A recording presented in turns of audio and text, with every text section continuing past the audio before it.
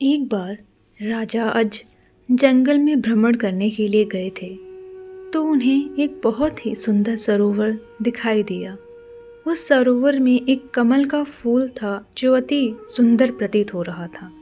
उस कमल को प्राप्त करने के लिए राजा अज सरोवर में चले गए, किंतु यह क्या, राजा अज जितना भी उस कमल के पास जाते, वह कमल उनसे उतना ही दूर हो जाता और राजा अज उस कमल को पकड़ ही नहीं पाए।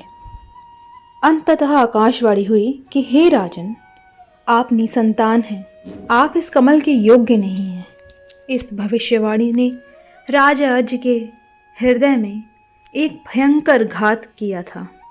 राजा अज अपने महल में लौट आए और चिंताग्रस्त रहने लगे, क्योंकि उन्हें संतान नहीं थी, जबकि वह भगवान शिव के परम भक्त थे।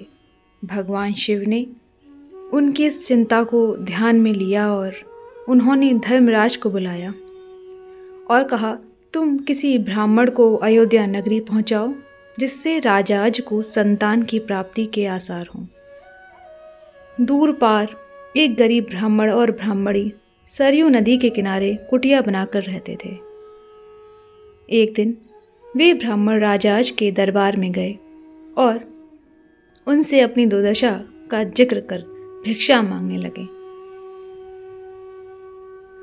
राजा अज ने अपने खजाने में से उन्हें सोने की अशुर्फियाँ देनी चाहिए, लेकिन ब्राह्मण ने नहीं कहते हुए मना कर दिया कि यह प्रजा का है, आप अपने पास जो है उसे दीजिए।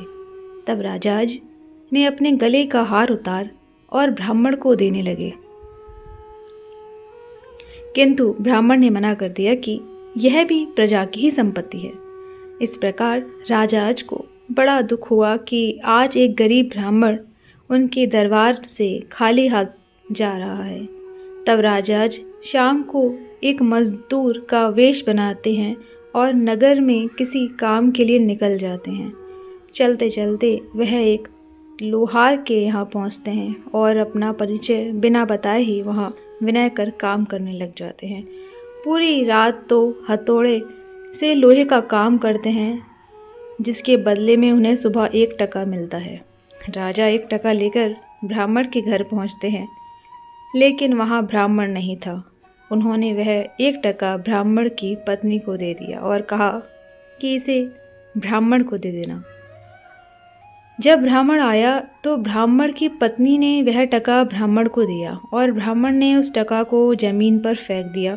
तभी एक आश्चर्यजनक घटना हुई। ब्राह्मण ने जहाँ टका फेंका था वहाँ गड्ढा हो गया। ब्राह्मण ने उस गड्ढे को और खोदा तो उसमें से सोने का एक रथ निकला तथा आसमान में चला गया।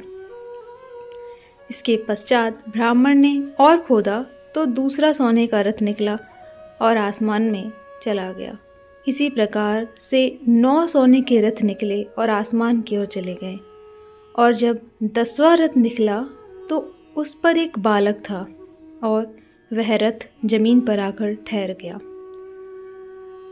ब्राह्मण उस बालक को लेकर राजा अज के दरबार में पहुँचे और कहा, राजन, इस पुत्र को स्वीकार कीजिए, यह आपका ही पुत्र है जो 1 टका से उत्पन्न हुआ है, तथा इसके साथ में सोने के 9 रथ निकले जो आसमान में चले गए, जबकि यह बालक 10वें रथ पर निकला, इसलिए यह रथ और पुत्र आपका है।